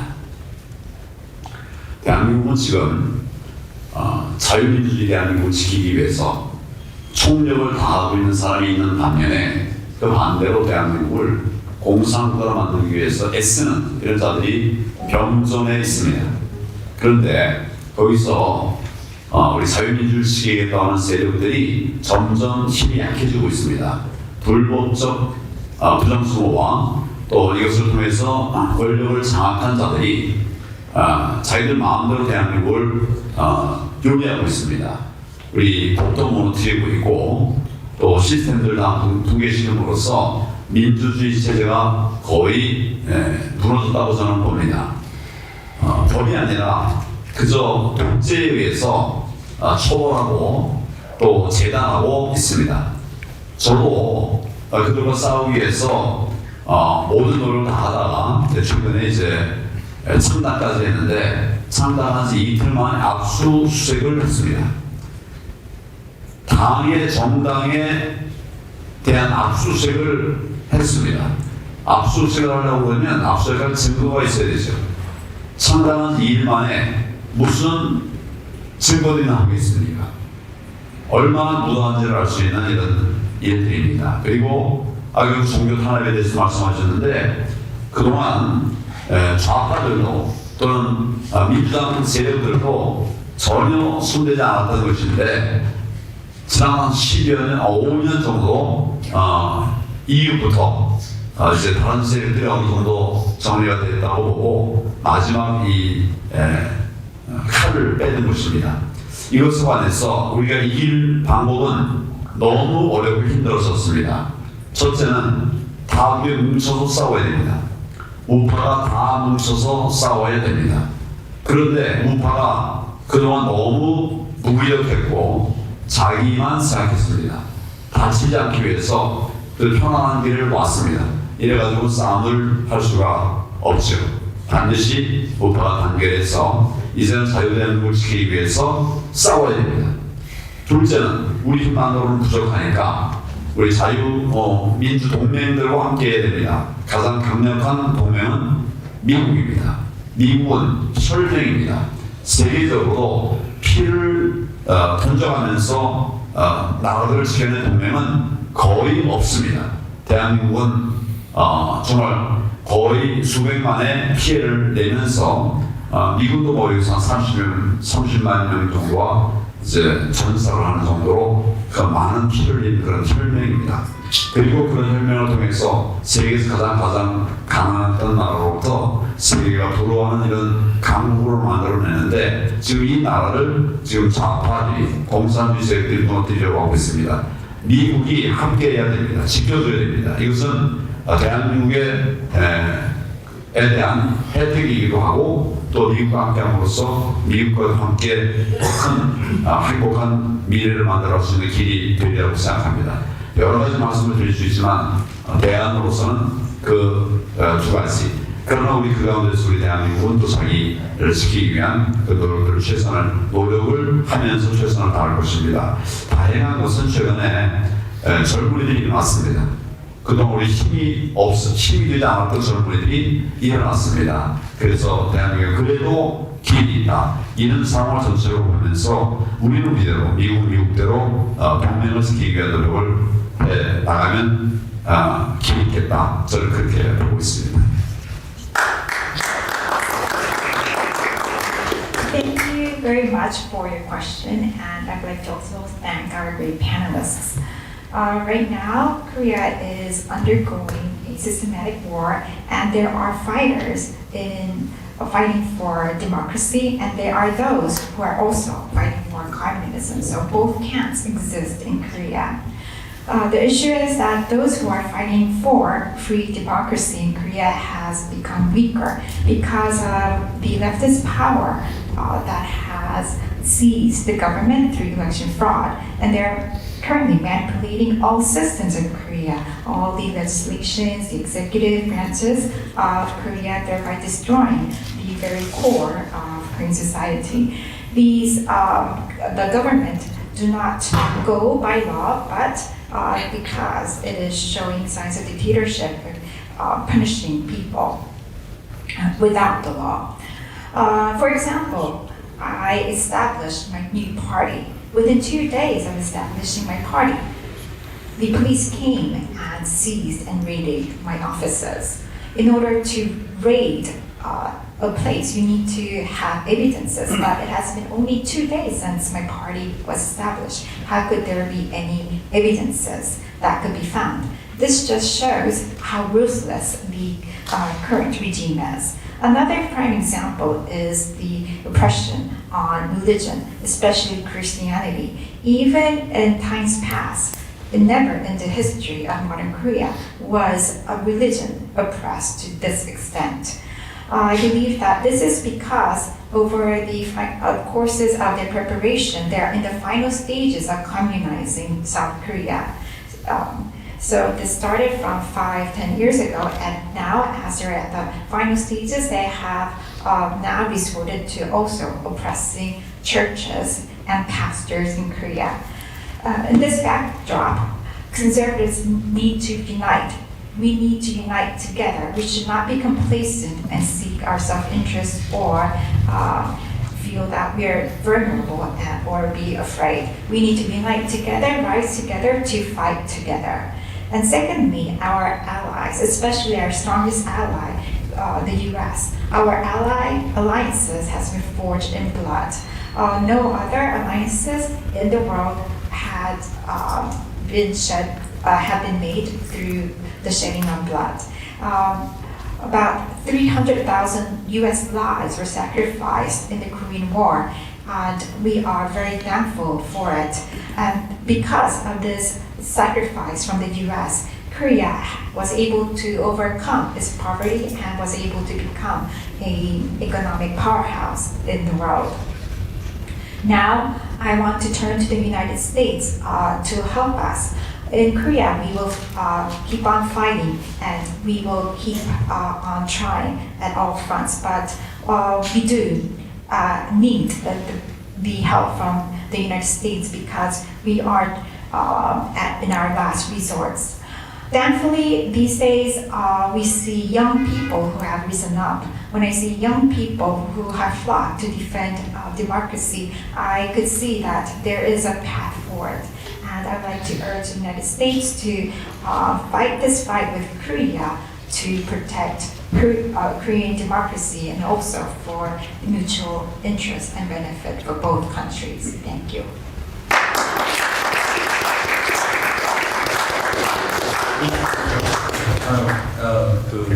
지금 한국에서는 지금 가짜 국회와 가짜 대통령을 무효라고 하는 선거 무효 소송이 2개가 제기되어 있습니다. 이 선거 무효 소송을 대법원에서 인용 판결을 내리면 가짜 국회가 없어질 수 있고 그리고 가짜 대통령이 항상 무효가 됩니다. 이것을 위해서 이제 대법관들이 재판을 지연하고 있고 아무도 안 하고 있지 않은데 이 대법원의 재판 지연행위나 그 잘못된 재판 진행에 대해서 미국에서 베네수엘라처럼 제재를 해준다면 수많은 증거들이 있기 때문에 그런 거에 대한 수많은 증거들이 있기 때문에 인용 판결을 내릴 수 있습니다. 그러면 가짜 국회가 해산되고 가짜 대통령이 없어집니다. 이것이 피를 흘리지 않고 해결할 수 있는 가장 좋은 방법입니다. 그래서 우리가 이 사법 절차를 통해 가지고 이재명과 가짜 국회 친중파들을 내릴 수 있도록 하는 것이 가장 좋은 방법이니까 미국에서 그런 방향으로 인도할 수 있도록 그 잘못된 재판 진행하는 대법관이나 선관위 직원들에 대해서 제재 조치를 취해주면 제일 베스트한 방법이라고 생각합니다. So currently there are 2 lawsuits going on for the election nullifications. So right now there is a fake National Assembly and not fake president in South Korea. So for these 2 lawsuits regarding the election nullification process, I hope that the United States can intervene for the fair judgment and help and also restrict these judges so that South Korean judges can make a fair judgment to process these election nullification lawsuits. And I hope that the United States can also proceed with sanctions, just like how it has done to the judges in the Venezuela. So I hope that it can also impose sanctions against the improper proceedings with the Korean judges in the Supreme Court.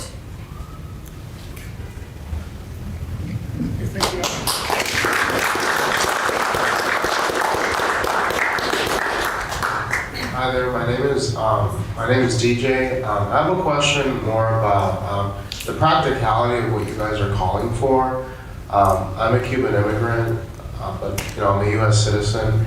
And when we look at Latin America, the policies that the U.S. has towards Latin America, I mean, they implement these policies because these countries are already taken over by communism. But like, for example, when you call for sanctions against the country you're trying to save, how, where do you find the balance to it not affecting the movement that you want? And how sure are you that what you're asking for the US is going to do? Because I mean, even through the Trump administration, we've seen before, pleas from other nations to help, and it hasn't gone through. So where do you find that balance? Because like you said, this is more about prevention than, actually taking over the government itself. That's a great question, and let me see if I can address what you're saying. Where sanctions can be more finely tuned are what are called secondary sanctions. Secondary sanctions are targeting specific individuals or specific entities within the country rather than having general sanctions against the country as a whole, right? So it's in secondary sanctions that there can be the surgical, targeted sanctions that are done. I'll give you an example. One of the ironies of some of these leftists who are in power in South Korea is that they're sending their children to the US for education. If there is a visa sanction, it applies not only to that individual, but to their whole families. If that visa sanction happens, then the students who are studying in the US would not be able to study in the US anymore. They would have to go back to Korea. And this could be done in a very targeted way. There is a lot. The thing is, the people who are opposing the US and are favoring China and North Korea, they used to be kind of circumspect in how they went about that. They used to try to hide what they were doing. Now they're coming out very blatantly. And so it's not even a difficult thing to figure out who's doing the anti-American sorts of things. And let me give an example along these lines. You have somebody who has been made the leader of the Democratic Party who tried to assassinate the US ambassador and his wife and to burn down the US embassy in Korea. Do you think he might be anti-American? Is there any question about that? This guy's the leader of the Democratic Party in South Korea right now.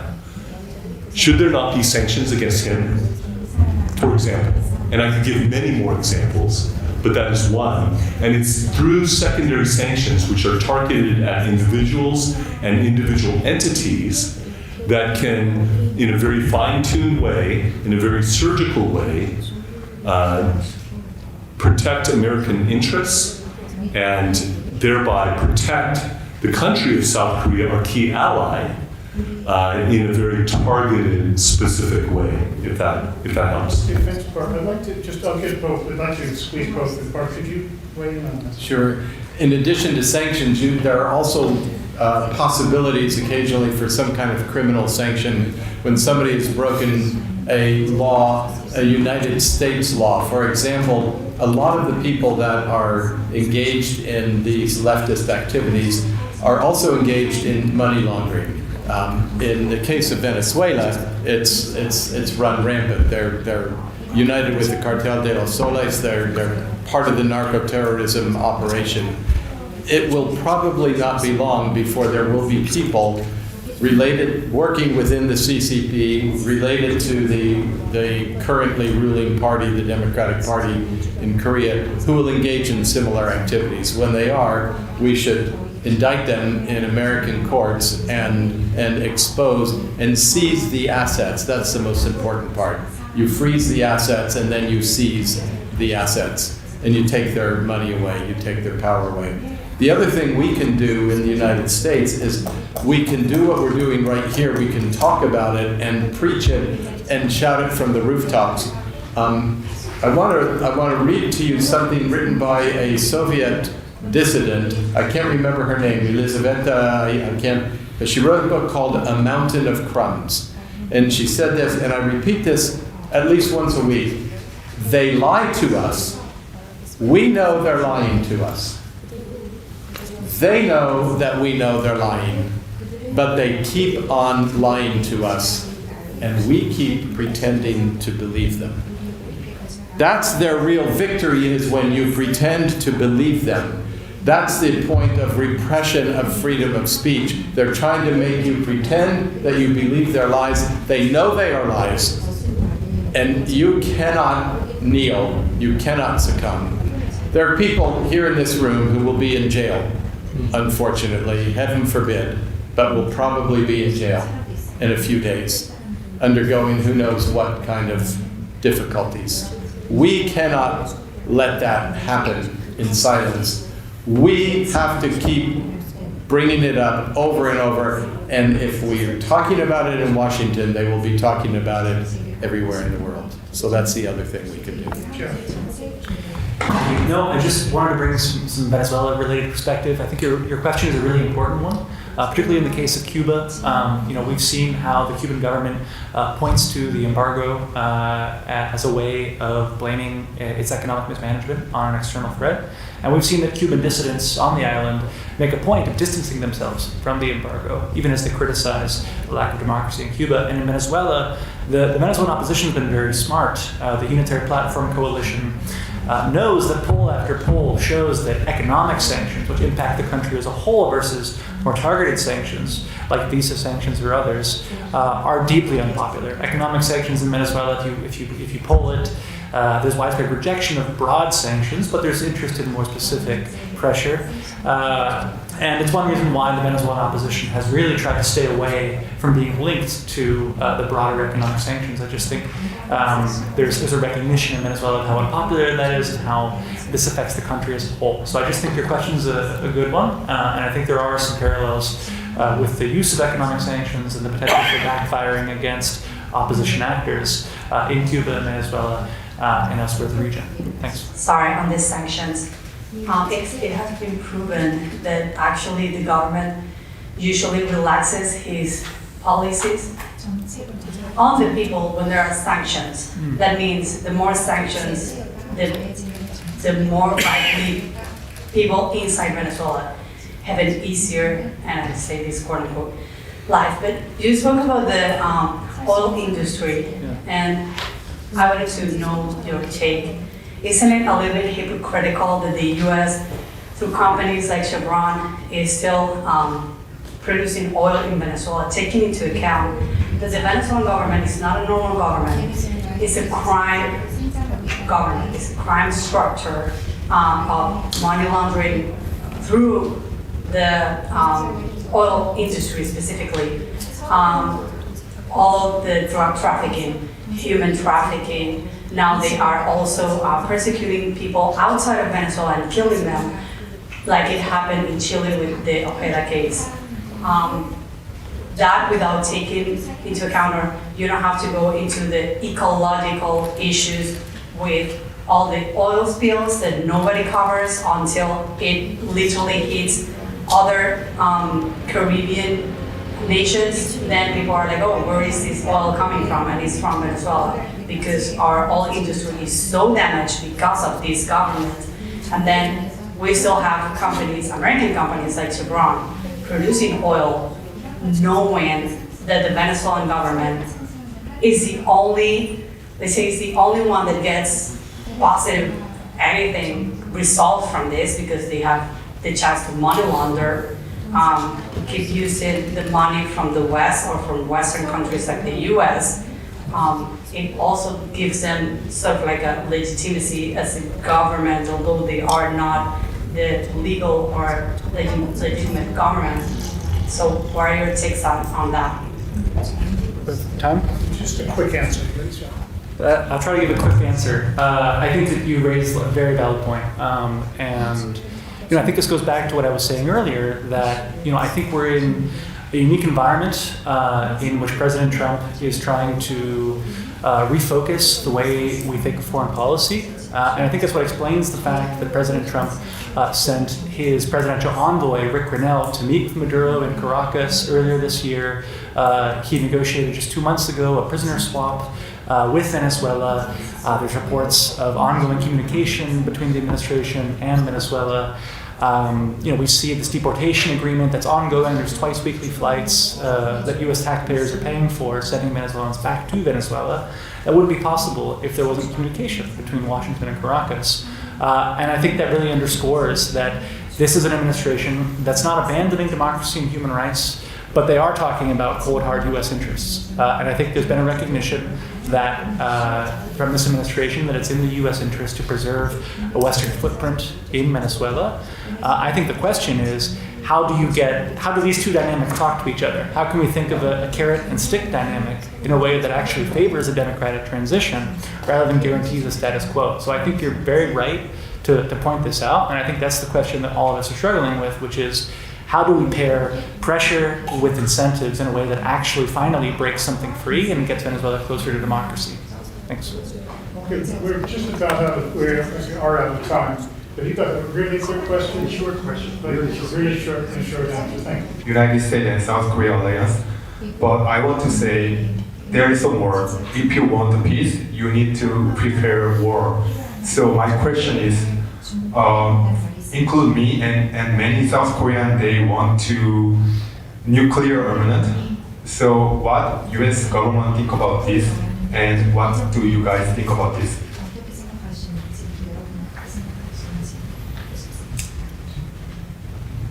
So could you repeat, what was should South Korea have nuclear weapons? Was that the question? I mean, include me, South, and many South Korean, we want to get nuclear armament. I mean, self-defense. Anyone care to take it? I'm against nuclear expansion, and any time I can stop it, I think it's such a dangerous weapon. South Korea probably has the technical ability to develop them. Many countries do. Having nuclear weapons is a trap. Kim Jong-un found that out. He thought, I have nuclear weapons and now everybody has to treat me with respect. President Trump said to him with one tweet, he said, I have a bigger button and mine works.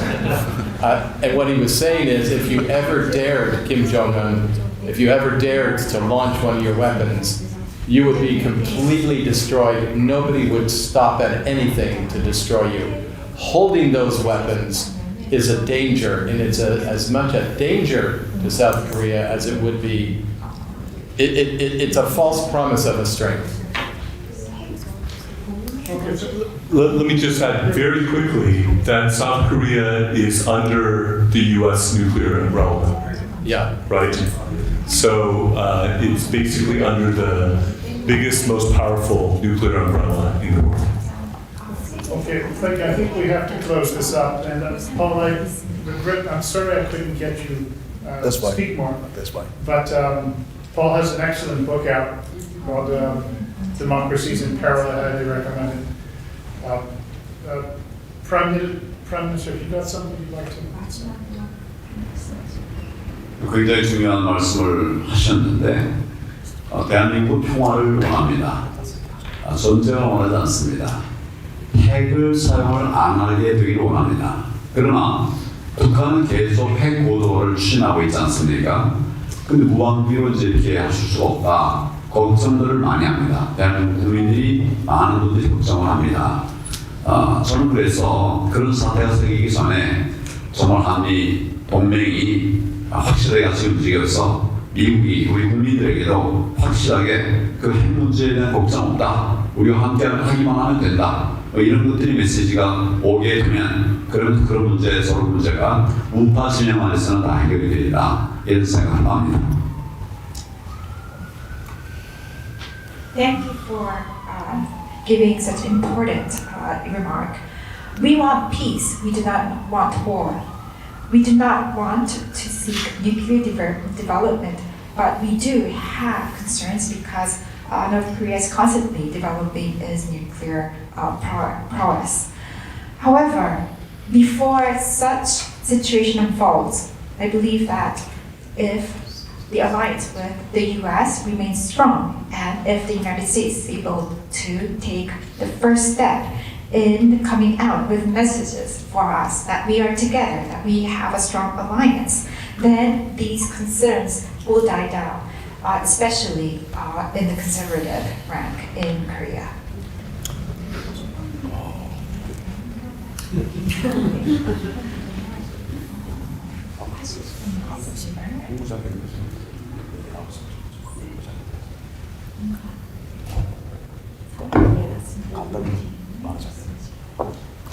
I would like to talk about Korea having self-defense systems regarding the nuclear weapons, and I would like to talk about it shortly.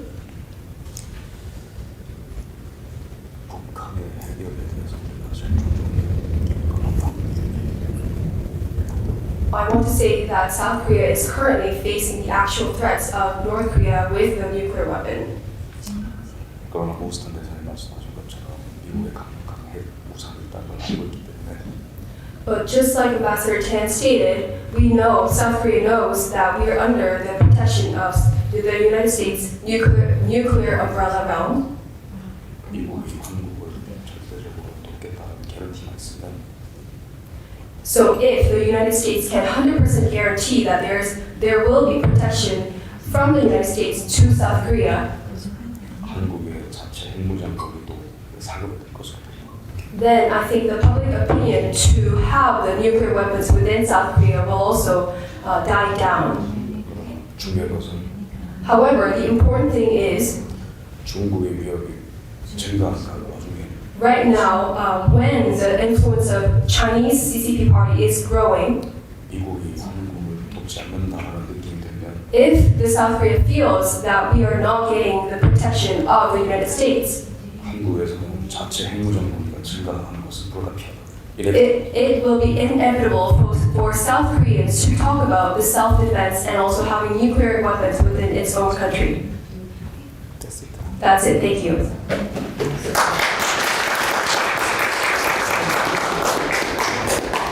Well, thank you all, everyone, for coming, and people who are going to watch this in the future. This is important, and it's necessary that people understand what is going on in South Korea. It needs to be more widely known. And I appreciate all the panelists who weighed in, wish we had more time, so that everyone could have said more. But it was all informative. These are people who know what they're talking about. And particularly, it was very useful to learn more about Venezuela from an expert. As I say, you can see the comparisons, you can see the patterns, and you know what the risks is and what needs done. So once again, thank you all very much, and thank you to the Victims of Communism Memorial, which is one of the best museums in all of Washington. And I'm glad to appreciate the work that it does. So thank you very much.